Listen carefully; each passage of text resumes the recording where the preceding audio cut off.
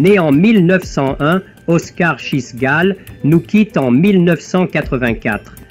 Après avoir commencé sa carrière en 1920 dans les pulp magazines, il est devenu un des auteurs de nouvelles les plus demandés par toutes les grandes revues américaines. Ses contes ont paru dans Cosmopolitan, Coronet, This Week, Reader's Digest, Masked Rider et bien d'autres. Il en écrit plus de 400. Il a une prédilection pour l'histoire courte relatant en quelques pages un sujet complet avec exposition, nœud et dénouement. Ceci, depuis le jour où il fut contraint d'écrire en une nuit une nouvelle pour satisfaire à la demande urgente d'un directeur de magazine.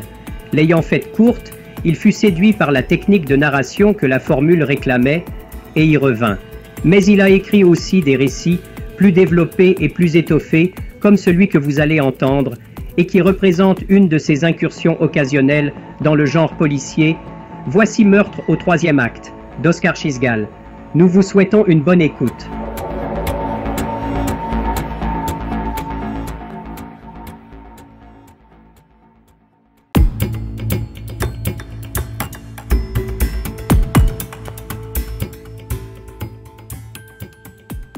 Le soir où le meurtre fut commis, je m'étais rendu de bonne heure au théâtre.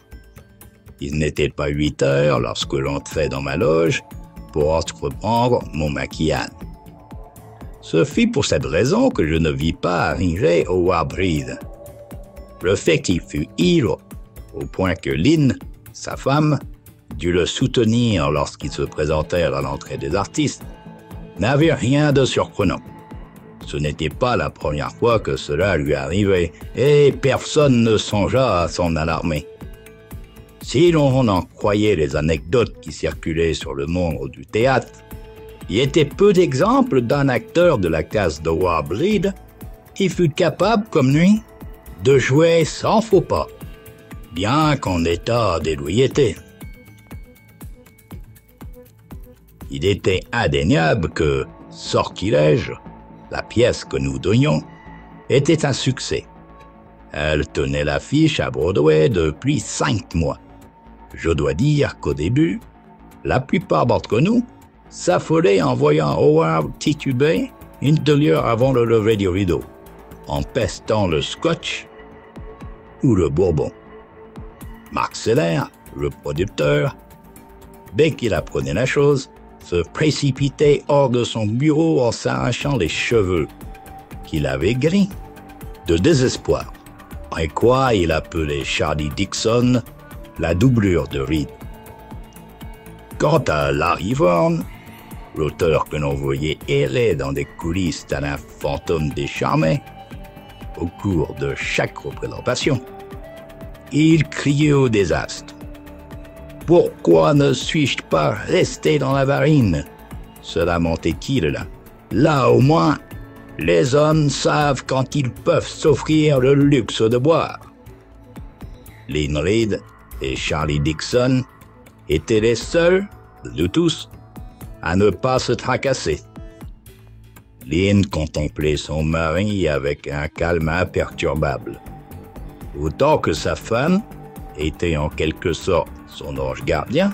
« Tout ira bien, vous verrez », assurait-elle de sa voix grave et placide, où ne perçait jamais aucun mépris. « Faites-lui apporter une tasse de café noir, et après cela, il sera en état de jouer. » Charlie Dixon, quant à lui, se réjouissait probablement des écarts de la vedette, car il supputait à chaque fois de la doubler dans son rôle. « Je suis prêt, disait-il à Marc Seiler, et dans sa voix passait l'accent d'une prière. Invariablement, il voyait s'effondrer ses espoirs. Howard, en effet, envoyait au diable tous ceux qui voulaient le doper. « Fichez-moi la paix avec vos drogues, grondait-il. Si la pièce tombe, ce ne sera pas par ma faute. Aidez-moi seulement à m'habiller. » 30 minutes plus tard, il rentrait en scène. Il jouait avec un brio sans pareil, et le public transporté retenait son souffle. Ce samedi soir, j'étais en train d'appliquer une dernière touche de grille à béton lorsque Virginia Rocklin me rendit visite dans ma loge. « Ne vous dérangez pas, Georges, dit-elle. Je ne reste qu'une minute, juste le temps d'en glisser une et de vous demander une faveur. » Virginia travaillait pour Mark Seller. C'était elle qui se chargeait de la publicité des pièces qu'il mettait. Elle s'installa en face de moi, croisa haut ses belles et longues jambes, puis tendit la main pour quitter le cigarette.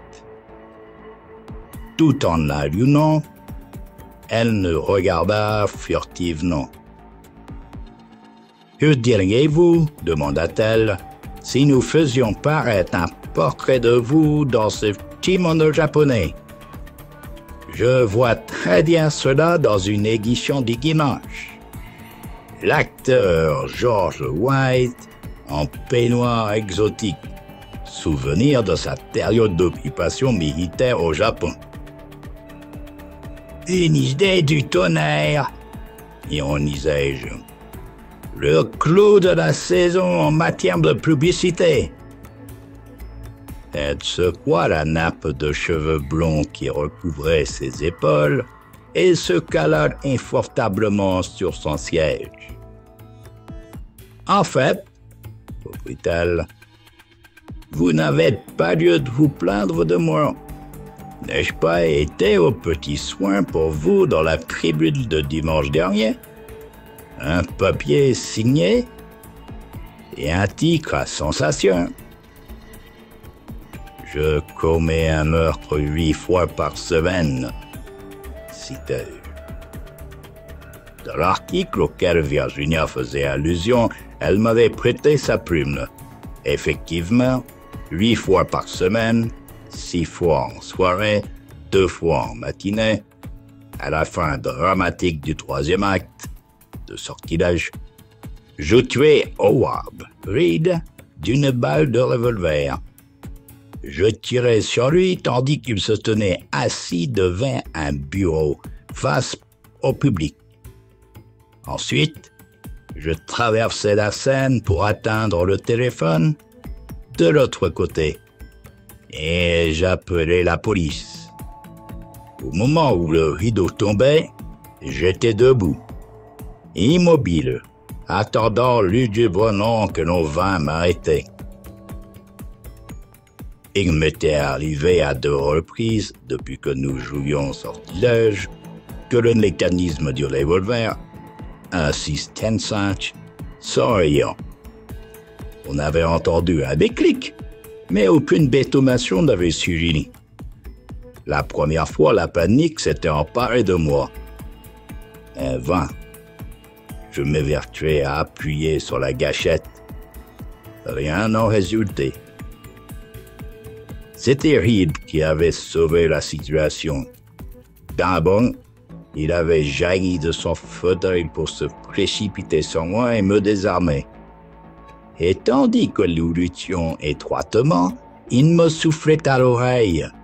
Reculez un peu sans me lâcher et tâchez d'attraper le coupe-papier qui se trouve sur la table. C'est avec ça que vous me piquerez. Ainsi, je m'étais tiré l'affaire et 2 mois plus tard, l'incident s'étant reproduit, nous avions usé du même stratagème. Virginia, dans son article, avait monté l'épisode en épingle, car il illustrait la remarquable présence d'esprit d'un grand acteur qu'était Howard Reed. Il y avait chez Virginia, malgré la gentillesse dont elle faisait preuve à mon égard, un je ne sais quoi qui me mettait légèrement mal à l'aise. Son physique n'en était certainement pas la cause, car c'était l'une des plus jolies filles que j'eusse jamais rencontrées. Elle était grande, mince et merveilleusement proportionnée. Elle était aussi, sur un autre plan, merveilleusement équilibrée, et cela même devait me gêner. Je ne côtoie jamais une femme vraiment intelligente et lucide sans éprouver un sentiment de frustration. Cependant, je me demandais quel genre de service Virginia la attendait de moi et je lui posai la question. « Je voudrais savoir, répondit-elle en souriant, si vous seriez disposé à me faire cadeau de tous vos après-midi de la semaine prochaine, sauf, naturellement, celle du mercredi et du samedi puisque vous jouez. » Ciel, et pourquoi donc? Voilà, un groupe de jeunes blessés, d'ailleurs valides, à l'hôpital naval de Saint-Alban, ont entrepris de monter 2 pièces en un acte, qu'ils se proposent de jouer prochainement. Jusqu'à présent, ils se sont débrouillés seuls, mais, pour leur dernière semaine de répétition, l'aide d'un professionnel leur serait bien utile. J'ai pensé que vous pourriez vous en charger. Il s'agirait simplement de leur indiquer quelques trucs du métier et de donner à leur interprétation un dernier coup de polissoir. Vous ne pouviez pas tomber plus mal, objectai-je. Il se trouve précisément que la semaine prochaine, je suis pris tous les jours. Vraiment? Est-ce plus important que de rendre service à des pauvres garçons? Du bout de l'onde, je décrivais des cercles sur la table de maquillage. Pouvais-je révéler à Virginia, ou à n'importe qui, à quel genre de choses je comptais réserver mes après-midi de la semaine suivante? A-t-on le droit de divulguer un secret lorsqu'on ne peut faire, sans mettre en cause, la femme d'un autre? Je réfléchissais néanmoins, cherchant le moyen d'être agréable à Virginia, sans pour cela mécontenter Lynn Wade. Et je me dis que Lynn accepterait certainement de ne pas me voir pendant quelques jours lorsqu'elle saurait pourquoi. Peut-être m'inciterait-elle elle-même de me rendre à cet hôpital. Ne m'avait-elle pas répété plusieurs fois « Chérie, ne nous complissons pas comme des enfants. Ce serait trop beau de nous voir tous les après-midi. Il peut arriver un jour que je sois empêché de venir chez toi. Ou d'autres fois, c'est toi qui ne seras pas libre. » Lynn, malgré son insouciance, ne manquait pas de bon sens. Je me levai, ôtai mon kimono de soie bleue, que je jetai sur le dossier de ma chaise. « C'est entendu, Eugénie, » dis-je enfin. « Je vous promets d'aider vos protégés dans la mesure de mes moyens. »« Merci !» Elle me donna une petite tape amicale sur le bras, puis se dirigea vers la porte. La main sur la poignée, elle se retourna, me regarda avec sympathie. « Georges, ne vous ai-je jamais dit que je vous aimais bien? »« Non, » lui répondis-je en m'inclinant. « Mais j'en suis extrêmement flatté. Naturellement, vous agissez parfois comme une franche canaille et vous mériteriez qu'on vous botte le derrière. Malgré cela, je vous aime bien. » Elle eut un petit rire, puis elle ouvrit la porte. Au roi Bride, qui se tenait de l'autre côté, faillit s'étaler dans la pièce. Il devait être sur le point d'entrer lorsque Virginia avait tiré le bâton à elle. Il vacilla, se raccrocha de justesse au bouton de la porte et retrouva finalement son aplomb en s'adossant au montant.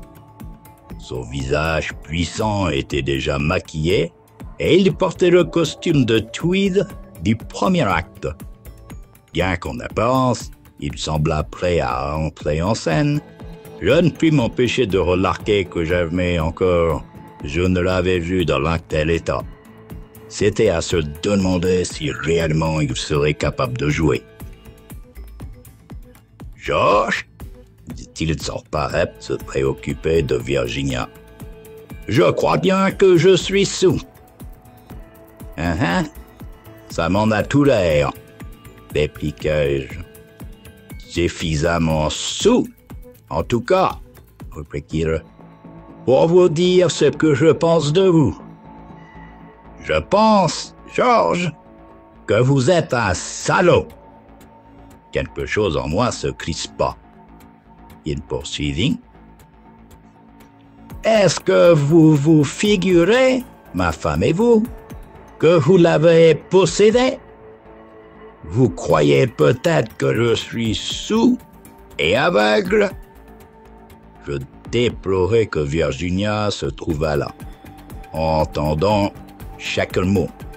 Howard, répliquai-je, je voudrais que vous m'écoutiez. Mais il me coupa la parole. Taisez-vous! Ce soir, je suis juste assez sourd pour vous casser la figure. J'en ai assez de voir ma femme me faire copu avec toute l'équipe qui lui tombe sous la main. Vous pensez peut-être que j'ignore où elle se trouvait hier après-midi, et aussi tous les jours précédents. Chez vous, mon cher, en train de s'envoyer en l'air. Voilà où elle était. Son corps massif se détacha de la porte et il s'avança vers moi. Mais Virginia se précipita au-devant de lui, appliquant ses deux mains contre sa poitrine. « Avec paix, Howard, » dit-elle doucement. « Dans 5 minutes, vous entrez en scène. » D'un geste-là, il l'écarta de son passage, comme un objet encombré, et me rejoignit. Me battre avec lui, c'était bien la dernière des choses que je souhaitais. Nous ne pouvions pas nous exposer l'un et l'autre en un tel moment à faire couler le sang. Je ne voyais d'autre solution que d'esquiver ses coups et de parlementer. Essayer de le convaincre, par exemple, de régler le compte à la fin de la soirée, après le spectacle. Mais Howard leva sur moi un poing furieux. Il visait ma tête. En fait, il était trop ivre pour viser juste, et son poing s'abattit au hasard. Il s'en fallut même de beaucoup qu'il atteigne son but. En outre, l'élan qu'il avait pris lui fit perdre l'équilibre, et il tomba après avoir heurté une chaise. Je m'arrangeai de manière à le rattraper assez tôt pour adoucir sa chute. La partie postérieure de son crâne heurta néanmoins le mur avec un bruit mini. En grimaçant, Howard passa la main dans ses cheveux, plus mortifié par son échec que réellement endolori, pensai-je. Il se tenait encore la tête lorsqu'un portrait de John Barrymore, juste au-dessus de lui, jugea beau de se détacher de son clou. Lorsqu'il tomba, l'angle du cadre lui rafla la joue. Bien que la blessure fût peu profonde, elle se mit à saigner. Juan porta la main à son visage et parut surpris de voir du sang sur sa paume. « Bon Dieu !» cria-t-il. Et comme sa chute sur le plancher avait fait quelques bruits, une foule de gens envahirent ma loge immédiatement après. Ce fut tout d'abord William Corbet, le régisseur du théâtre, un gros type qui arriva tout essoufflé. Peter Schinder, l'accessoiriste, et le grand Larry One le suivirent de près. Lorsque Corbet vit la vedette de la pièce gisant sur le sol, sous et hagards, une balafre sanglante à travers la joue, il rugit de colère. Il ne manquait plus que ça. Lynn entra à son tour, précédant Charlie Dixon. Elle semblait plus contrariée par l'accident que réellement inquiète sur le sort de son mari. Pourtant, elle alla s'agenouiller auprès de lui, sortit un mouchoir d'une petite poche sur le devant de sa robe et essuya le sang qui coulait de la blessure. Je ne pus comprendre ce qu'elle lui disait tout bas, parce que William Corbet, pour la 3e fois, demandait d'une voix éplorée « Au nom du ciel, Georges, qu'est-il arrivé ?» Howard cherchait une bagarre, expliquai-je. Mais il a manqué son coup, et il a perdu l'équilibre. Les bagarres, à 8h37, au moment où le rideau va se lever, c'est malin. Regardez dans quel état il est. Même s'il n'était pas sous, comment pourrait-il jouer avec une joue en marmelade? Où est l'artillerie? Demandai-je. Il prononce un discours dans un idiot de banquet, justement ce soir. Enfin, Willard Corbet réalisa qu'en absence du producteur, la responsabilité du spectacle lui incombait entièrement. Il se tourna vers Charlie Dixon. « Préparez-vous, Charlie. Ce soir, c'est vous qui jouez. » Les yeux du jeune Dixon brillèrent de joie. C'était le seul de nous tous qui put se réjouir de l'incident. « 5 minutes me suffiront, » dit-il fiévreusement, en se précipitant hors de la pièce. « Dans 5 minutes, je serai prêt. »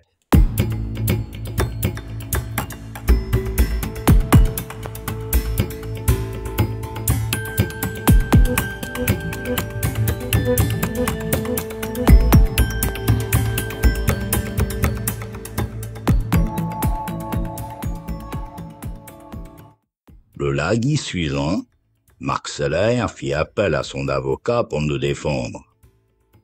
C'était un habile petit homme nommé Spiro. Hormis le juge, il interpella par leur prénom toutes les personnes qui assistaient à l'enquête. Son argumentation fut la suivante. George White n'est pas plus coupable du meurtre de Charlie Dixon que l'arme dont il s'est servi ne l'est elle-même. Si l'on ose s'exprimer ainsi.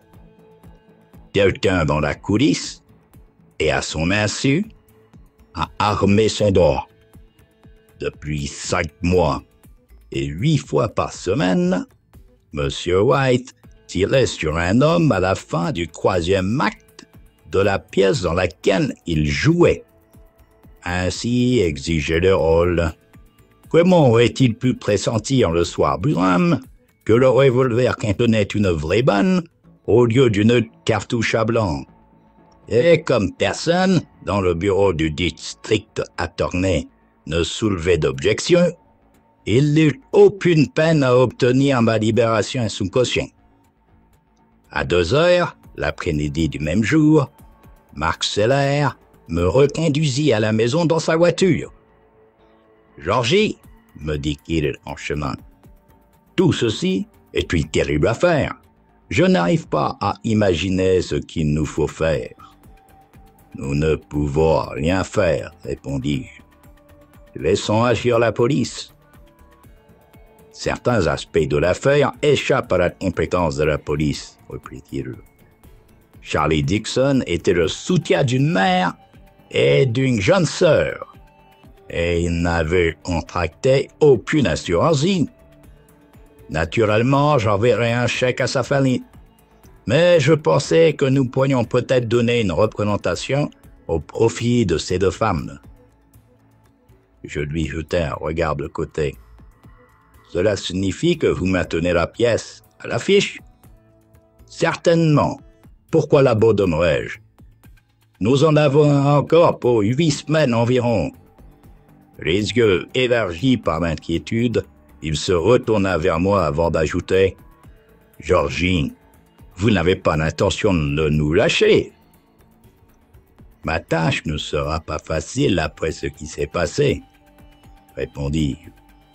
Je redouterai le moment à chaque représentation où je devrais tirer sur Howard. Et le public, lui aussi, sera gêné. Le fantôme d'un mort planera sur nous tous. Quelle absurdité! Je ne vois pas pourquoi la pièce cesserait d'être ce qu'elle a été dès le début, c'est-à-dire un succès. Non, Georgie, il faut que nous continuions. Bien entendu, il y aura relâche ce soir. Nous devons cet égard à la mémoire du disparu. Et aussi demain, puisque c'est le jour des obsèques de Chamy. Et nous pourrions recommencer mercredi, par exemple. En fait, la police désire que nous maintenions la pièce à l'affiche. Pourquoi cela? Qu'est-ce que ça peut bien lui faire? Sa tâche sera facilitée si nous restons groupés. Pour l'aider, nous devons éviter de nous disperser. Il n'insiste pas d'un ton persuasif. Votre devoir est de rester avec nous, Georgie. J'ai discuté hier avec Lynn et Howie. Ils sont du même avis que moi. Je ne pouvais m'entêter. Bien, dis-je. Puisque c'est ainsi, vous pouvez compter sur moi. Pendant quelques instants, nous roulâmes en silence. Nous avions déjà tourné l'angle de la 5e avenue. Enfin, Marc reprit gentiment et presque paternellement. Emporicheuse, Georgie, ne soyez pas blessée si je me permets de vous donner un conseil. C'est à propos de Lynn. Immédiatement, je ne l'ai dit. Ne croyez pas que je vous blâme, poursuivit-il. Lynn est une très jolie femme. Si j'avais 30 ans de moins, et si j'étais célibataire, je la convoiterais moi aussi. Néanmoins, étant donné les circonstances et dans votre intérêt, mieux vaudrait que vous vous montriez raisonnables l'un et l'autre. Vous n'êtes plus des enfants. D'où tenez-vous vos renseignements à ce sujet, Marc? Répliquai-je. C'est Howard, qui m'a mis au courant. Howard? Oui.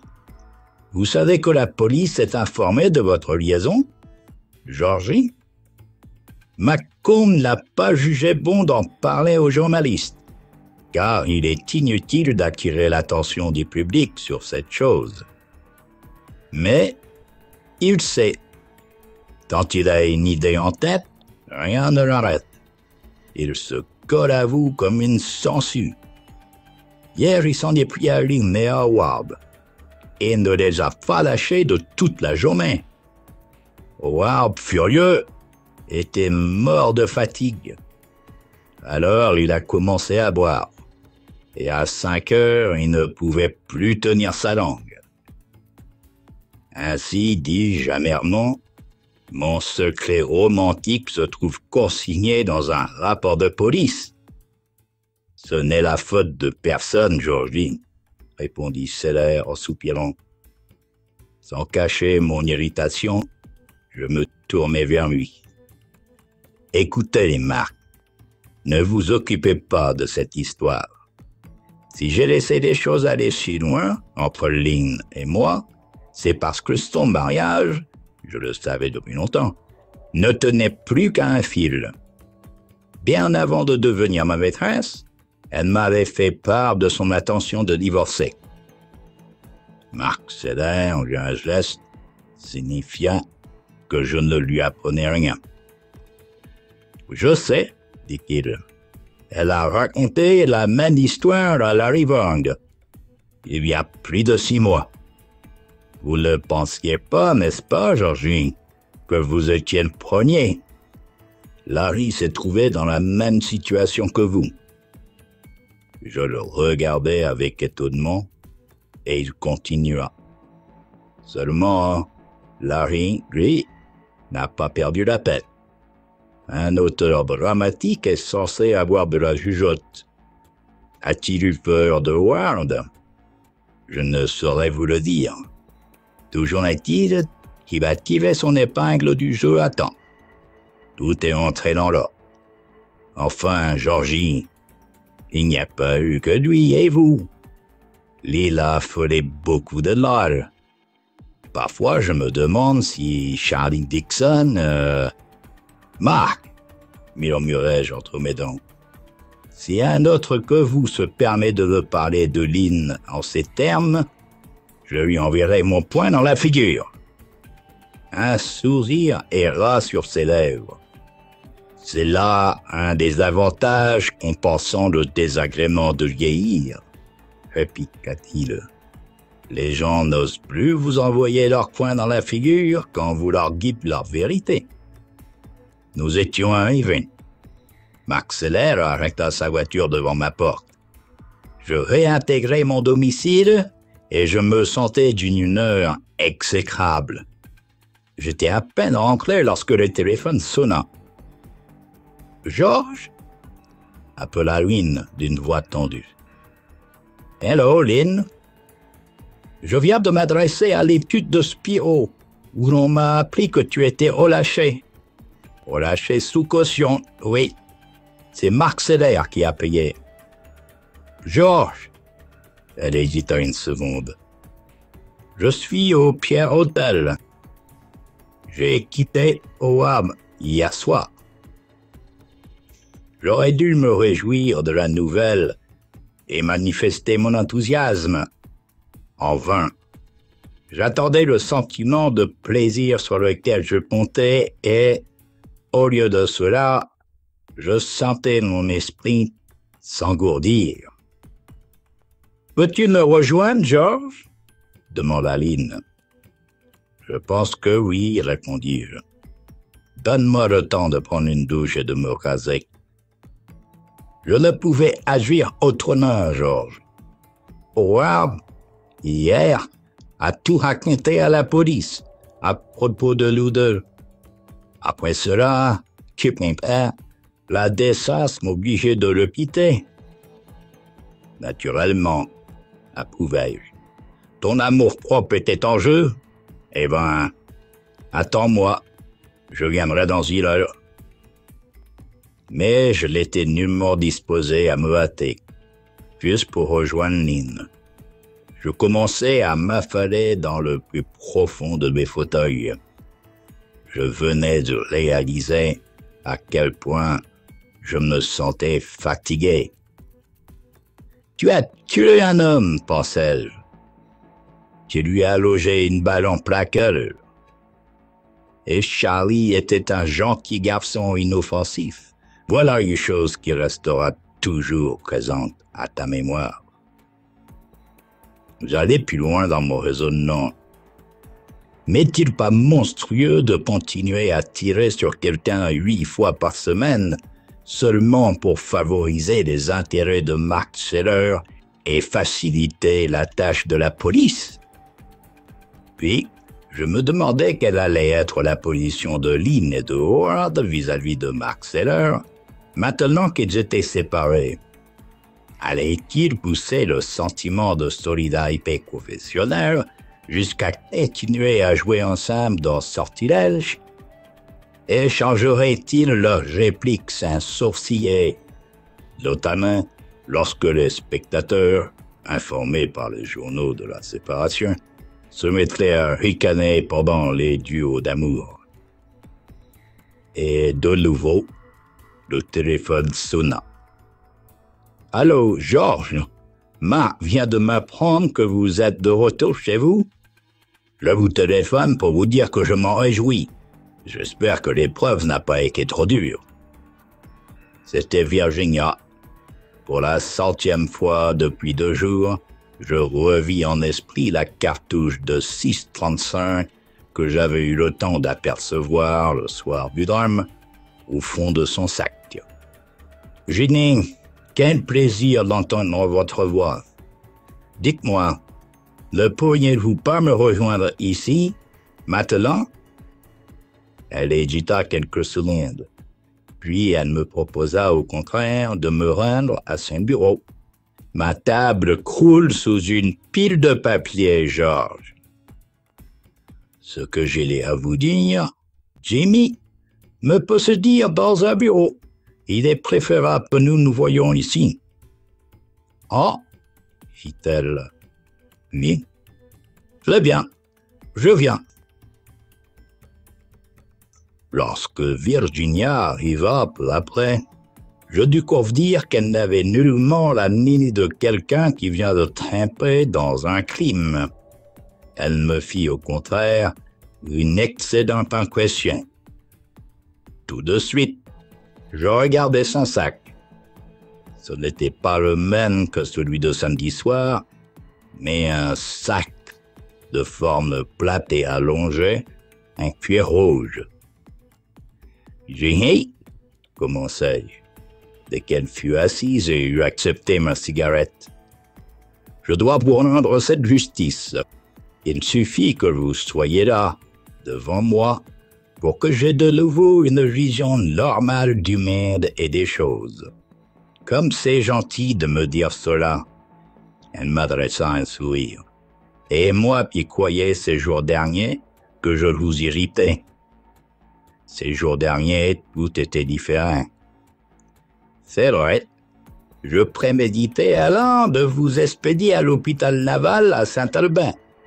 Vous vous souvenez? J'avais complètement oublié ma promesse, et maintenant, il m'était difficile de la tenir. Ces garçons comptent-ils sans moi? Non. Je leur ai envoyé Willard Corbet, car je pensais bien que vous n'auriez guère envie de vous occuper de ça en ce nom. Allez-vous enfin me dire, Georges, pourquoi vous désirez me voir aujourd'hui là? Je jetai un regard oblique. Ginny, mieux vaut peut-être vous parler en langage franc. J'avais hâte de savoir pourquoi vous gardiez dans votre sac, samedi soir, une cartouche à blanc. Une tension s'établit aussitôt entre nous. Comment le savez-vous, Georges? Questionna-t-elle. Je l'ai vu, par hasard. Et vous n'avez rien dit? Pourquoi? Probablement parce que je ne voulais pas vous impliquer dans l'affaire. Lentement, Virginia souleva, puis elle me considéra avec attention. Vous ne vouliez pas m'impliquer dans l'affaire, répéta-t-elle. Pourtant, la cartouche que vous avez vue dans mon sac, ce pouvait être celle que l'assassin avait retirée du revolver pour la remplacer par une autre, moins inoffensive. Et la personne qui avait opéré la substitution, ce pouvait être moi. Georges, savez-vous ce que vous méritez pour le prix de votre silence? Oh, certainement, je mérite d'être passé à tabac par la police. Non, voilà ce que vous méritez. Elle s'approcha de moi, posa ses mains sur mes joues et m'embrassa. Lorsqu'elle retourna s'asseoir, il me fallut un certain temps pour retrouver mes esprits. Maintenant, dit-elle, je me sens mieux.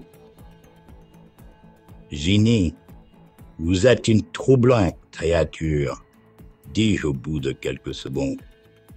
Mais ce n'est pas une raison pour refuser de m'expliquer comment il se fait que vous aviez cette balle dans votre sac samedi soir. J'ai peur que vous ne me traitiez de folle. Allez-y tout de même. Eh ben voilà.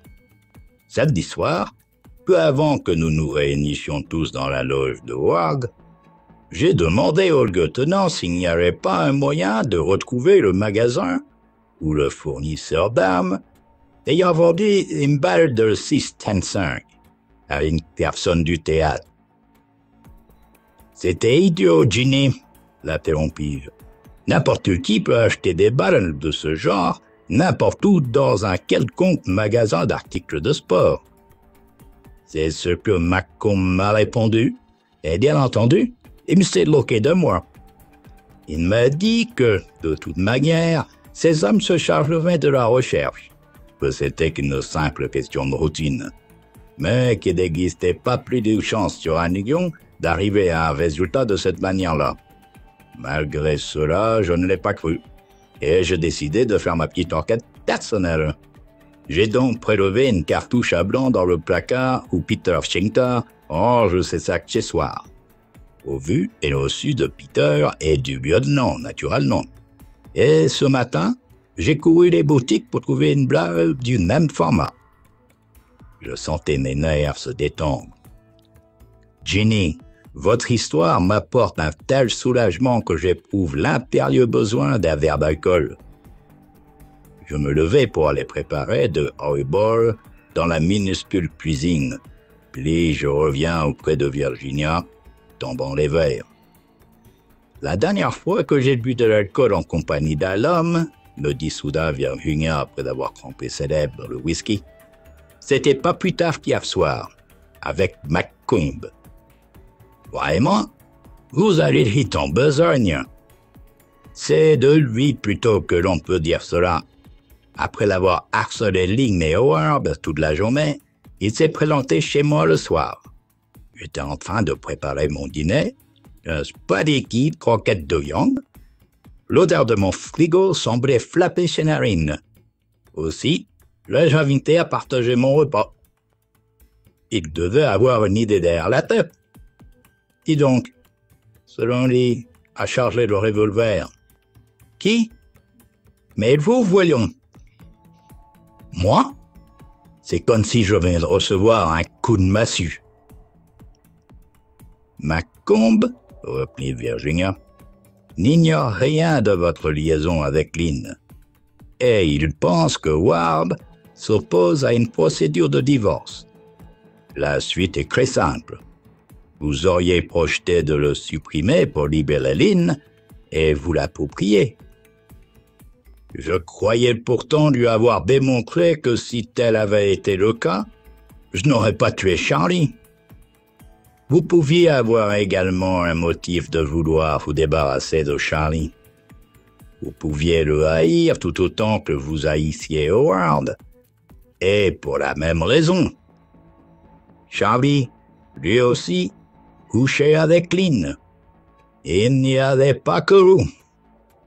Est-ce que réellement, vous ne vous en doutiez pas?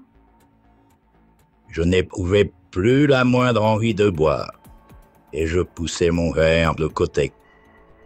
Ma voix, lorsque je répondis à la question de Virginia, avait une sonorité rauque. Non, je ne m'en doutais pas. Mark Seller a fait devant moi aujourd'hui une allusion à cela, mais je n'y ai pas ajouté foi. Virginia but une gorgée. McComb, hier soir, m'a également fait part du contenu du rapport que Ward a reçu de son détective privé. Il n'y a rien là de bien agréable pour vous, George. Savez-vous où Lynn s'est rendue le dernier après-midi qu'elle n'était pas chez moi? Chez Charlie, George. Malade de dépit, je ne souhaitais pas entendre davantage. Virginia me demanda d'un ton calme. « À votre avis, qui est le coupable? » Je n'en sais rien. Aucune hypothèse ne vous est venue à l'esprit? Oh si, une foule. Mais elle met en cause des gens que j'aime bien. Et alors, c'est comme un poids qui me tombe dessus. Un coup de sonnette interrompit notre entretien. Je traversai la pièce pour aller ouvrir la porte d'entrée, tandis que Virginia murmurait « Ce doit être le lieutenant qui désire vous parler en tête-à-tête. » Mais elle se tint pris. Lorsque j'ouvris la porte, je me trouvais en face de Ward Reed.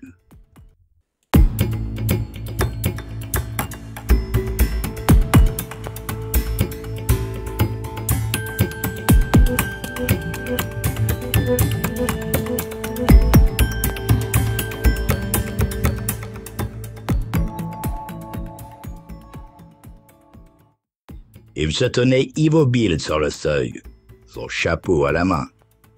Pendant quelques secondes, nous nous contemplâmes sans parler. Ward semblait éreinté. Ses traits défaits avaient une expression hagarde. « Écoutez, dis-je finalement, si vous êtes venu me voir dans l'intention de me casser de nouveau la figure, eh ben, allez-y, et qu'on en finisse une fois pour toutes. »« Non, » répondit-il. « Je voulais seulement vous dire un mot. » Il entra, et je refermai la porte derrière lui. Son pas était lent mais résolu. Lorsqu'il vit Virginia, il la salua d'une inclination de tête. Et, comme elle rassemblait ses gants en son sac, s'apprêtant à partir, il eut un geste là, signifiant qu'elle pouvait rester. « Vous ne me gênez pas, » dit-il. « Il me semble bien que désormais, je n'ai plus de secret pour personne. » Je lui offris un fauteuil. Il lança son chapeau sur un meuble et jeta sur le verre de Virginia un regard d'ardente convoitise. « Vous ne comptez pas faire l'économie d'un highball, n'est-ce pas? » »« Bien sûr que non. Je le préférerais sec, s'il vous plaît. » Pour la seconde fois, je me rendis dans la cuisine où je ne remplis qu'à moitié un gobelet à whisky. Cela devrait suffire à le soutenir, pensai-je. Je ne cessais de m'interroger à son sujet. Que me voulait-il donc? Il devait éprouver un urgent besoin d'alcool car il engloutit d'un seul coup les 3/4 du contenu du verre que je lui apportais. Puis, il se passa la langue sur les lèvres. Il me regarda curieusement. « Georges, » dit-il, « je serai franc. Si je vous parle de cela, c'est parce que je suis obligé de le faire. Vous savez que je n'ai pas l'habitude de me mêler de l'affaire des autres. Venez-en au fait. Y arrive. Avez-vous l'intention d'épouser Lynn? S'il m'avait envoyé un direct au creux de l'estomac, le résultat eût été à peu près semblable. Le souffle coupé, je le regardais avec attention. Pour la première fois, je découvrais en lui une créature pathétique et misérable. Son visage défait était celui d'une bête touchée à mort. Il le reprit. « Si c'est cela que vous voulez, alors je me retirerai. Si Lynn demande le divorce, je ne m'y opposerai pas. Mais si l'un et l'autre, vous jouez une comédie, histoire de vous payer du bon teint, comme Lynn s'en paye avec d'autres que vous, alors... » « Alors quoi ?» demandai-je. Il regardait fixement son verre qu'il acheva d'un trait. Ses épaules se tassèrent. « Je ne sais pas, » dit-il. « Il est probable que j'essaierai de la ramener à la maison. » Dans mon désarroi, je chaffai le regard de Virginia. J'éprouvais tout d'un coup, à l'égard de Howard, un sentiment de douloureuse pitié, mêlé de mépris. Je croyais comprendre maintenant pourquoi il s'était mis à boire, et je lisais sur ses traits une grande tristesse. Ma réponse, dis-je enfin, sera aussi franche que votre question. C'est non. Il se souleva légèrement. Une lueur passa dans ses yeux. Il était facile de deviner ce qu'il désirait. J'allais chercher à la cuisine la bouteille de whisky que je déposais sur la petite table à proximité de lui. Il se servit d'une main tremblante. « Georges, » demanda-t-il, « seriez-vous disposé à le lui dire vous-même ? » Oui, si cela est nécessaire. Je sentais que Virginia posait sur moi un étrange regard. J'ajoutai, m'adressant toujours à Howard, « Attendez-moi un instant. Je me douche et je me rase. Ensuite, nous irons ensemble au Pierre-Hôtel. » De sombres pensées m'assaillirent dans la salle de bain pendant que je me déshabillais. Si Howard m'avait demandé une semaine plus tôt quelles étaient mes intentions à l'égard de sa femme, j'aurais répondu sans hésiter que je souhaitais l'épouser aussitôt qu'elle serait divorcée. J'aurais probablement improvisé une scène à ma façon, jouant les preux chevaliers aux nobles sentiments. À ce moment, mon idylle m'apparaissait encore sous un éclairage idéalisé. Aujourd'hui, il en était tout autrement. Le sang de Charlie était entre le Lynn et moi, comme une souillure. En outre, ce que je venais d'apprendre sur les agissements de Lynn m'avait singulièrement refroidi dans mes sentiments. J'éprouvais l'aine, pour ma propre personne, un certain dégoût. Je me surpris à ricaner tout en me savonnant le visage devant la glace du lavabo, m'apprêtant à me raser.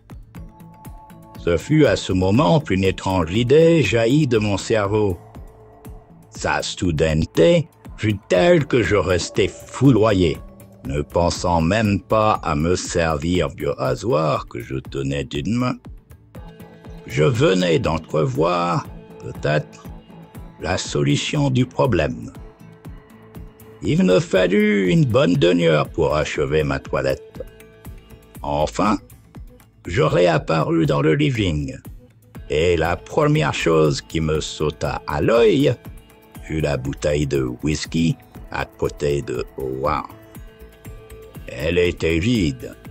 « J'ai essayé de le retenir, George, » expliqua Virginia, qui avait suivi la direction de mon regard. Mais il n'a pas voulu l'écouter. Howard visait au creux du fauteuil, le buste penché en avant. Il contemplait le mur d'un œil stupide. « Vous voilà dans un bel état, m'exclamai-je. Si vous vous imaginez que je vais traîner à ma remorque dans les couloirs du Pierre-Hôtel un ivrogne titubant, vous vous trompez. » Lorsque je lui proposai de téléphoner à Lynn pour lui demander de nous rejoindre, il ne souleva aucune objection. Et quelques minutes plus tard, je parlais à la jeune femme. « Pour l'amour du ciel, Georges, où es-tu donc ?» demanda-t-elle avec une légère exaspération. « Chez moi, en compagnie de Howard. Peux-tu venir? Nous réglerions nos affaires. » Il hésita et voulut savoir si Howard avait bu. « Oui, » répondis-je. J'aurais préféré... Enfin, puisque tu y tiens, je viendrai. Dans une demi-heure, je suis chez toi. Elle ajouta nerveusement. Marcel et Laringwang veulent te voir. Ils sont déjà en route et ne tarderont pas à te tomber dessus. Je t'en prie, Georges, ne les retiens pas. L'annonce de cette visite me causait une certaine surprise. Que désire-t-il? Demandai-je. Voilà de quoi il s'agit. Je viens de téléphoner à Marc pour lui dire que je me retirais de la pièce. Au point où sont les choses, nous ne pouvons continuer, Howard et moi, à jouer ensemble. Il faut que l'un de nous soit éliminé de la distribution. À l'appareil, Marc ne m'a pas trop laissé voir son mécontentement, mais 10 minutes après cette conversation, il arrivait au Pierre-Hôtel en compagnie de Larry. C'était pour me supplier de garder le rôle jusqu'au bout. Je suis resté sur mes positions et il n'a pas insisté. Mais j'ai cru comprendre que tous les deux avaient l'intention de se rendre chez toi de ce pas. Sans doute vont-ils te prier d'user de ton influence sur moi pour m'amener à changer d'avis. Encore une fois, Georges, tâche de te débarrasser d'eux avant que je te rejoigne. Je ferai ce que je pourrai, répondis-je. Je venais à peine de raccrocher quand sonna à la porte d'entrée. Virginia alla ouvrir et introduisit les visiteurs. C'était en effet Mark Seller et Larry Wang. Mark s'avança et me saisit au revers de mon veston. « George, il faut que vous nous aidiez à obtenir de Lynn qu'elle ne nous lâche pas comme elle en a l'intention. Après tout, elle a signé un contrat et il n'y a aucune raison pour qu'elle ne respecte pas des termes. Je ne vois pas pourquoi nous accepterions de perdre une fortune simplement parce que les filles ont jugé beau de se séparer, ni pourquoi Larry serait spolié de ses droits d'auteur au cours des mois à venir. Pourquoi nous abandonnerions une excellente pièce qui... Je l'interrompis. Inutile de continuer, Marc. Lynn sera ici d'une minute à l'autre. Et nous discuterons de tout cela en sa présence. Puis, je me dirigeai dans le fauteuil où gisait Howard. Je l'empoignai sous les bras, soulevai sa lourde masse et parvins à le mettre debout. Mais son équilibre était si précaire qu'il serait tombé si Virginia ne s'était pas précipitée à mon secours, le soutenant de l'autre côté. « Venez dans ma chambre, » ordonnai-je à Howard. « Vous vous étendrez un instant en attendant l'arrivée de Lynn. Tâchez de vous dessouler un peu d'ici là. » Avec l'aide de Virginia, je le traînai jusqu'à la porte de communication. Il pendait entre nos bras comme une masse inerte et flasque. Mais nous n'eûmes pas le temps d'atteindre notre but, car de nouveau des visiteurs s'annoncèrent. Ce fut Larry cette fois qui les introduisit. 4 hommes, le lieutenant en tête, pénétrèrent dans la pièce. Macomb nous salua, une inclinaison de tête, puis jeta un coup d'œil méprisant à Howard, que Virginia et moi n'avons pas lâché. Ensuite, il se tourna vers ses compagnons. Je reconnus 2 policiers qui assistaient Macomb le soir du drame. Le lieutenant nous présenta le 3e personnel. C'était un petit bonhomme chétif, au crâne chauve. Sa nervosité sautait aux yeux. Il tortillait fébrilement le bord de son chapeau qu'il tenait à une main. « Monsieur Slack », annonce simplement le lieutenant.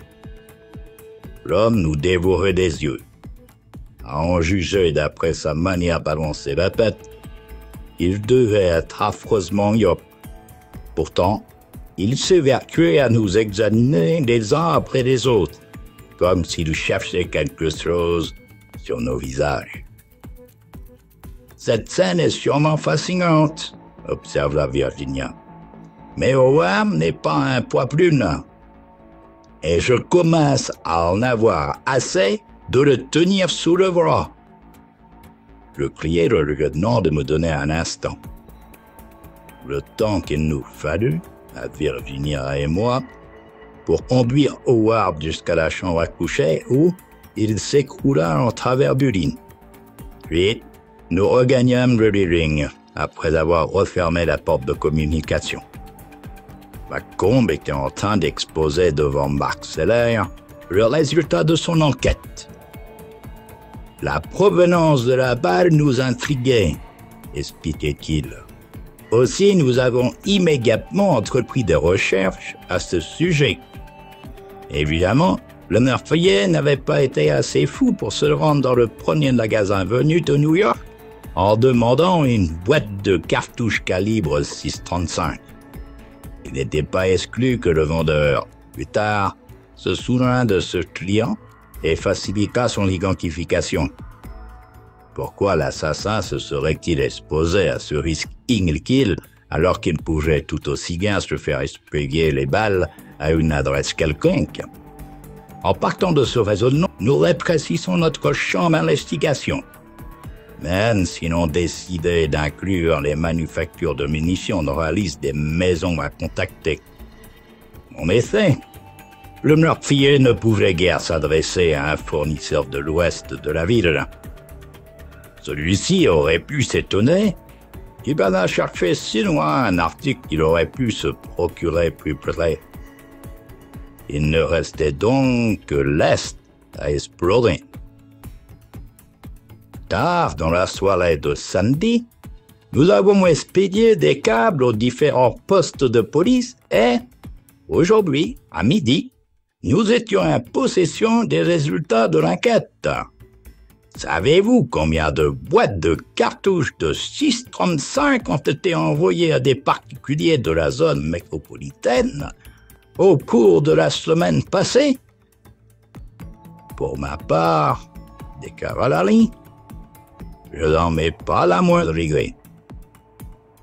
4, poursuivit le lieutenant. Pas davantage. 3 de ces boîtes ont été adressées au domicile de leur destinataire dont nous avons vérifié les identités. Mais la 4e était dirigée poste de l'Estante. Macomb fit une pause avant de continuer. Un certain Paul A. Weschler, habitant, soi-disant, la 39e rue Est, l'a retiré au bâtiment principal de la poste mardi dernier. Or, nous avons pu constater qu'aucune personne portant ce nom ne demeurait à cet endroit. Il s'arrêta de nouveau pour reprendre haleine. Tous, nous regardions sans changer à interrompre. Nous supposons qu'après l'avoir prélevé l'unique cartouche dont il avait besoin pour mettre son plan à exécution, notre homme s'est débarrassé des autres, ainsi que du carton de voilage, en les jetant dans une bouche d'égout quelconque. Je posais tout de même la question qui ne vous brûlait les lèvres. Ne croyez-vous pas que l'employé de la poste serait capable de le reconnaître s'il se trouvait devant lui maintenant? Du geste, Macomb désigna M. Sly. « Le voici précisément, dit-il. Je lui ai soumis quelques photos des acteurs de la troupe, mais aucune n'a provoqué la moindre réaction de sa part. » Le lieutenant semblait profondément découragé. « Un millier de personnes défilent chaque jour devant mon guichet, » s'expliqua M. Sly, pour se justifier de son manque de mémoire. « Il ne m'est pas possible de les examiner toutes, sous prétexte que l'une d'elles va peut-être commettre un crime. La plupart du temps, je ne les regarde même pas. Je m'inquiète seulement de satisfaire à leur demande. » « À toute fin utile, reprit le lieutenant, j'ai amené M. Flake pour une confrontation. Je le mettrai également en présence de William Corbet, de Peter Schinder, des machinistes, des électriciens, bref, tous ceux qui ont eu accès à la scène du théâtre samedi soir. J'espérais que la mémoire de M. Flake se mettrait à fonctionner quand il verrait les gens personnellement.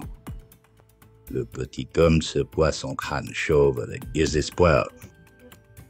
J'ai une peine terrible à distinguer les visages, dit-il misérablement. Cependant, la singulière hypothèse qui s'était présentée à mon esprit pendant que je me rasais à la salle de bain ne cessait de m'obséder. Je sentais croître ma nervosité et aussi une certaine excitation. La situation était passionnante, ou plus exactement, elle avait des chances de le devenir si le témoignage de Strelak corroborait mes soupçons. Lieutenant, dis-je, il m'est venu tout à l'heure une idée à propos du meurtre. Peut-être notre point de départ n'est-il pas complètement faux.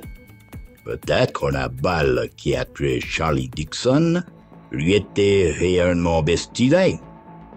Pourquoi sommes-nous obstinés à penser que Charlie avait été victime d'une erreur?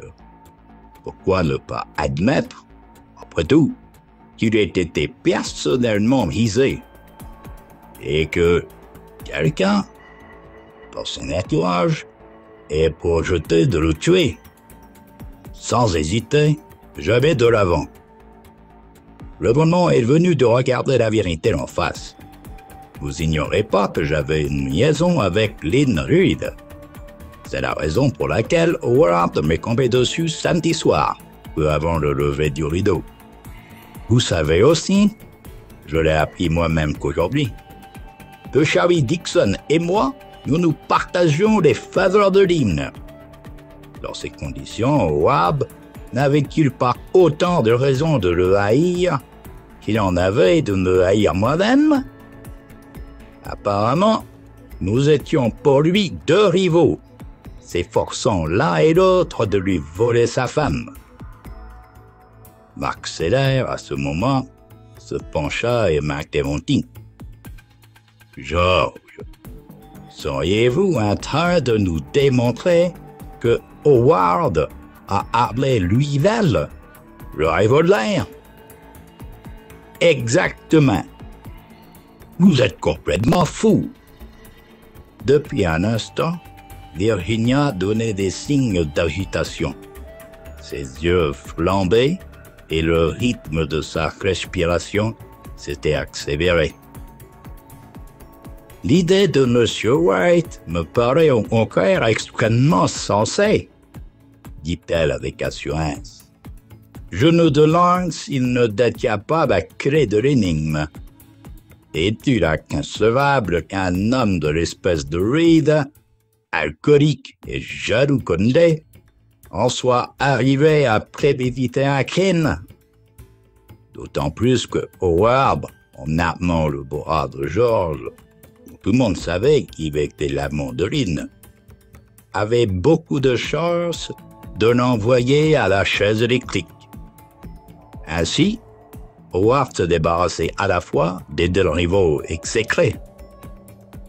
Howard a eu une foule d'occasions d'introduire la balle dans le revolver.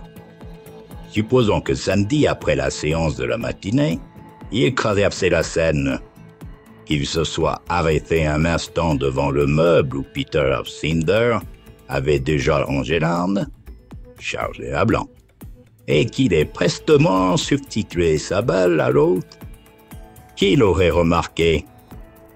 Je suis persuadé que Reed se rendait souvent sur le plateau pour une raison quelconque, sans que personne s'en souciât. Après cela, il ne lui restait plus qu'à s'allonger pour envoyer Charlie Dixon se faire tuer à sa place.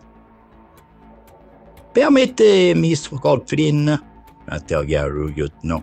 « Vos arguments jusque-là se tiennent, mais comment, selon vous, Howard Reed pourrait-il s'arranger pour que Dixon fût obligé de le remplacer?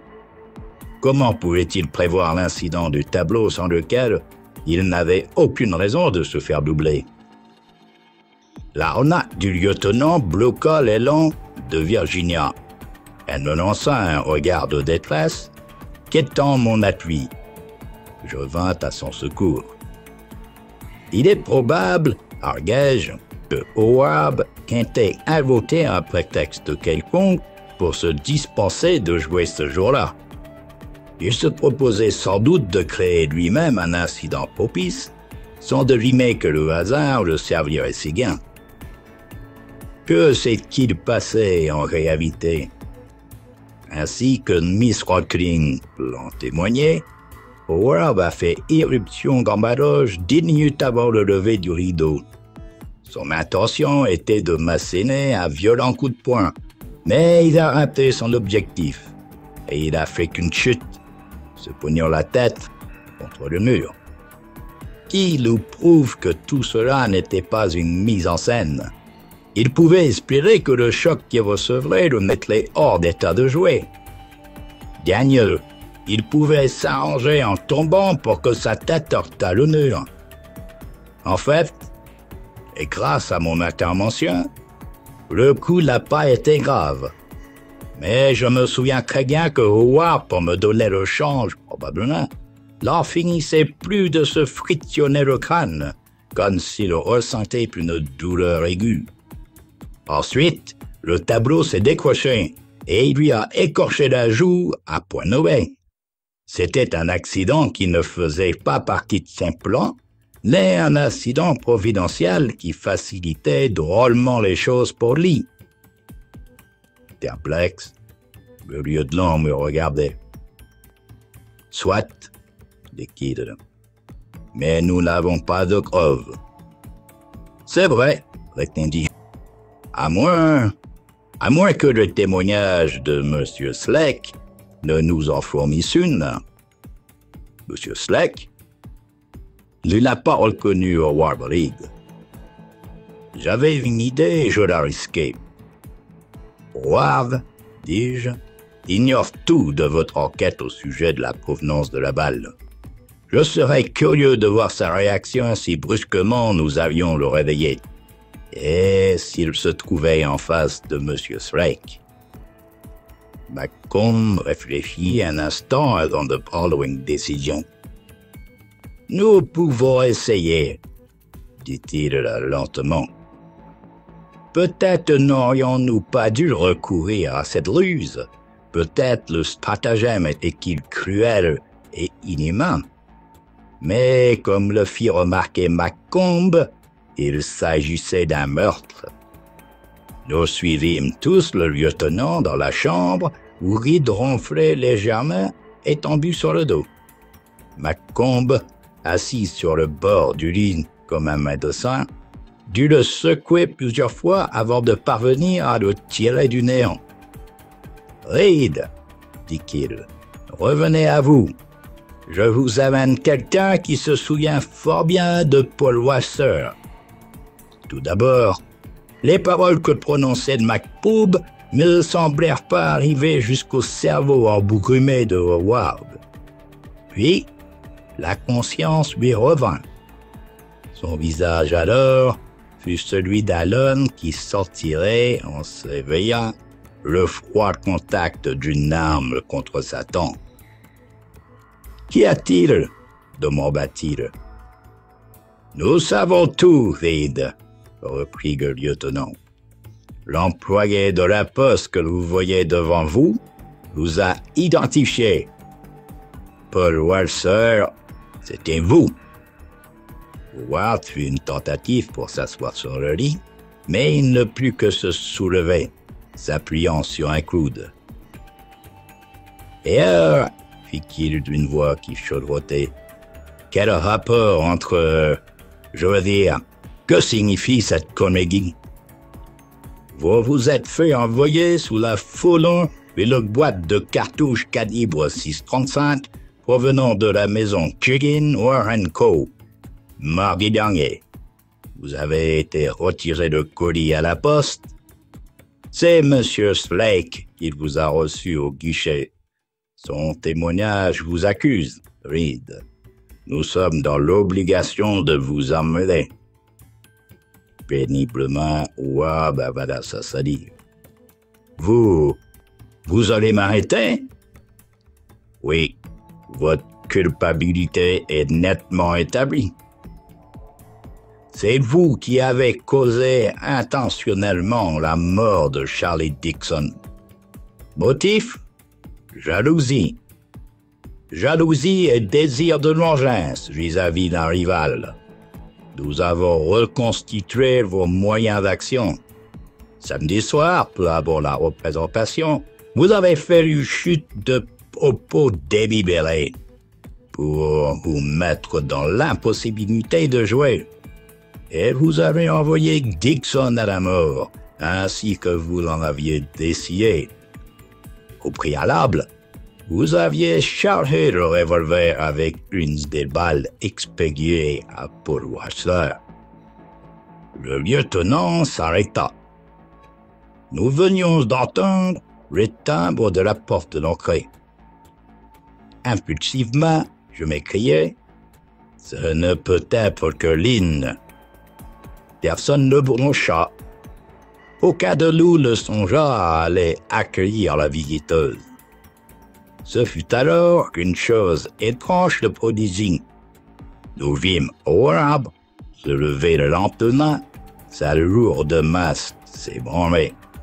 Il traversa la pièce d'un pas mal assuré et gagna le hall sans que Macomb fît le moindre geste pour en empêcher. Nous le suivions des yeux. On ne voyait plus de lui que son large dos. Par contre, nous vîmes le visage de Lynn. Elle recula d'un pas, épouvantée.